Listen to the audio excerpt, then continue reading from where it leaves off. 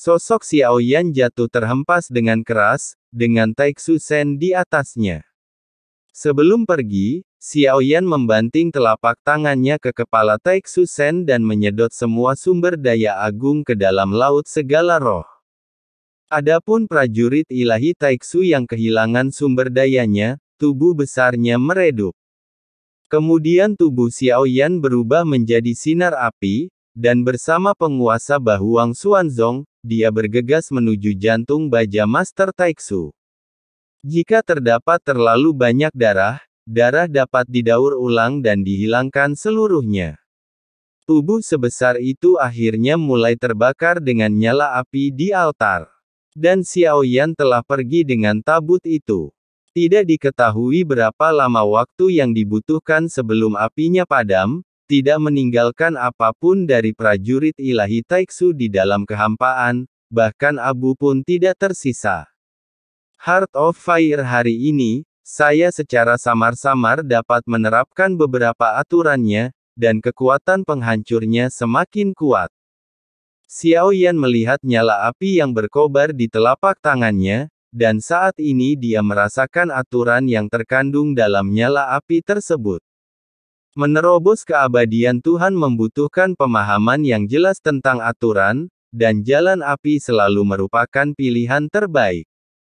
Tabut itu meninggalkan Laut Barat, dan kehampaan itu menuju ke kehampaan Ming Utara dengan kecepatan penuh. Taixu, satu-satunya kekuatan yang tersisa di Laut Barat, benar-benar musnah setelah Xiaoyan kembali. Xiaoyan mengumpulkan beberapa jiwa Taixu. Tidak cukup banyak jiwa yang dikumpulkan di sepanjang jalan. Karena Taixu dapat membuat harta pengorbanan jiwa seperti pedang pengejar jiwa penghancur kekosongan, spanduk penekan jiwa Xiaoyan juga dapat mencapai efek yang sama, dan bahkan menjadi lebih kuat. Selama Anda mengumpulkan terlalu banyak jiwa dan memiliki cukup jiwa, Anda akan menjadi cukup kuat. Bendera penekan jiwa ini juga bisa dimurnikan menjadi harta karun yang kuat. Meskipun Xiaoyan tidak tahu banyak tentang fungsi spanduk penekan jiwa. Awalnya digunakan untuk menekan Yetian, tetapi dia tahu bahwa spanduk penekan jiwa memiliki kemampuan lain. Saat kami terus bergerak ke utara, kami semakin dekat ke Beimingsu. Mata Xiaoyan menjadi rumit, dia kembali dengan santai, dan memusnahkan beberapa Taixu di perjalanan, tapi itu hanyalah puncak gunung es. Sekarang dia masih belum tahu apa yang sebenarnya terjadi di Sensi, jadi dia hanya bisa pergi ke Beiming Nothingness sesuai pengaturan ratu. Di bawah formasi bergerak permaisuri, semua makhluk hidup dimusnahkan, baik di tanah kering atau di dunia beku ribuan mil.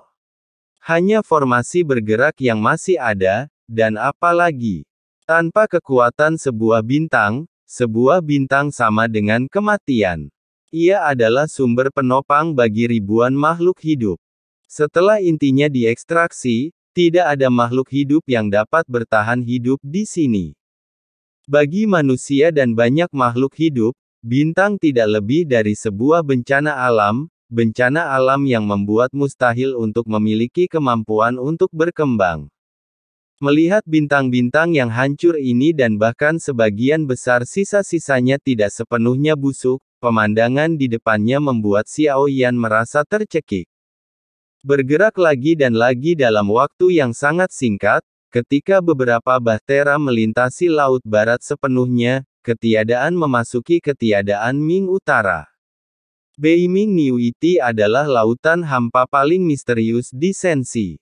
Tidak hanya dunia bawah yang berada di dalamnya, tetapi ada banyak makhluk dan ras misterius yang hidup di lautan hampa. Tentu saja, alasan utama mengapa Beiming Suu dan Taixu tidak berani pergi ke sana terlebih dahulu, karena reputasinya yang tinggi adalah keberadaan dunia bawah. Kehampaan Beiming berbeda dengan lautan hampa lainnya. Laut hampa di sini tidak gelap gulita, melainkan kabur seperti kabut sehingga membuat jarak pandang di sini sangat terbatas. Ini tidak terjadi ketika Xiaoyan datang ke Beiming Nothingness sebelumnya. Jelas sekali, Beiming Nothingness telah meluncurkan pertahanan. Kabut di lautan kehampaan ini dapat menyembunyikan bintang-bintang dan Jiekong, bahkan jika Taiksu memasuki tempat ini, waktu reaksinya akan lebih lama. Tabut Xiaoyan dan yang lainnya perlahan-lahan berjalan di laut ketiadaan.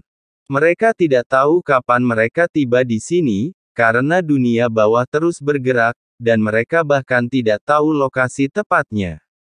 Aku tidak tahu pengaturan apa yang dibuat Ratu, jadi aku hanya bisa berjalan tanpa tujuan. Sepertinya ada bahtera menuju ke arah kami, harap berhati-hati. Ada kekuatan jiwa, dan orang yang berkuasa memperhatikannya dan mengingatkannya. Xiaoyan membuka matanya dan melihat ke arah ark yang perlahan mendekat. Ada sedikit kejutan di wajahnya, dan dia berdiri. Bahtera ini sudah tidak asing lagi baginya. Saat kekuatan jiwa menyebar, perasaan akrab itu menghampirinya. Dauntless, dia masih di sana. Xiaoyan tidak bisa menahan diri untuk tidak berbicara. Sosok-sosok di sekitarnya menatapnya, dengan senyuman gembira yang langka di mata mereka, dan mereka semua menoleh. Dibandingkan dengan bahtera yang mereka tumpangi, Dauntless jauh lebih kecil. Dari kejauhan, senyuman yang lebih langka muncul di wajah Xiaoyan. Bahtera itu dikibarkan dengan bendera layar tinggi.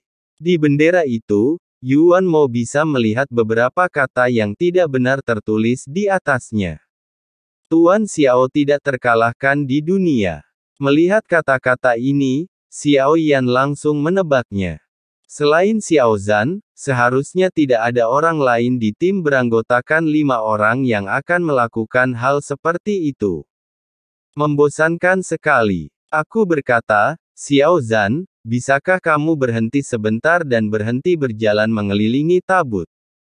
Kamu sudah berjalan puluhan ribu kali. Ratu meminta kami menunggu di sini, tapi kami sudah menunggu lama. Mungkinkah Tuan Xiao tidak dapat menemukan kami? Bagaimana kalau kita membuat bendera lebih besar?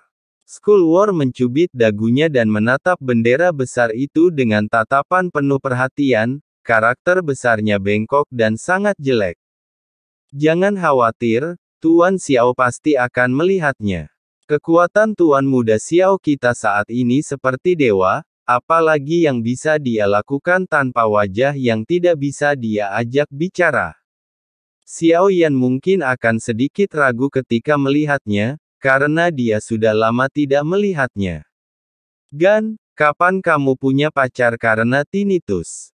Huang Chonghui bisa mengetahui di mana Tuan Xiaoyan muncul. Xiao Zhan memandang pria dengan tinnitus dengan serius. Pria dengan tinnitus itulah yang berbicara sebelumnya. Mendengar ini, dia tidak bisa menahan untuk tidak memutar matanya dan tersenyum. Kirimkan pukulan keras ke kepala orang bodoh itu. Pemukulan itu membuat Xiao Zhan terhuyung, dan dia melangkah mundur, dengan polosnya menyentuh bagian belakang kepalanya yang sakit. Badai, apa yang bisa kamu lakukan padaku? Anda menginjak saya. Xiao Zhan menunduk dan melihat pakaian Feng Feng ditutupi jejak kakinya. Di sudut tabut, sesosok tubuh cantik duduk bersila seperti gunung es, dia menatap Xiao Zhan dan yang lainnya dengan mata dingin dan menggelengkan kepala tanpa daya, tapi sudut mulutnya sedikit terangkat. Anda mencium wanginya, makanan enak apa yang bisa Anda buat tanpa simpanan? Ayo makan, ayo makan. Xiao Zhan dan yang lainnya menunjukkan senyuman hangat. Mereka tidak mengejar kekuatan seperti anti-inflamasi. Meskipun mereka semua berlatih keras, setelah mereka mencapai Dewa Pertarungan Bintang 8, sulit untuk melangkah lebih jauh. Mengapa kamu tidak menunggu siapapun saat makanan sudah siap? Pada saat ini, suara samar terdengar di belakang semua orang. Sosok-sosok lainnya tiba-tiba sejajar, dan hidung Xiao Zhan memerah.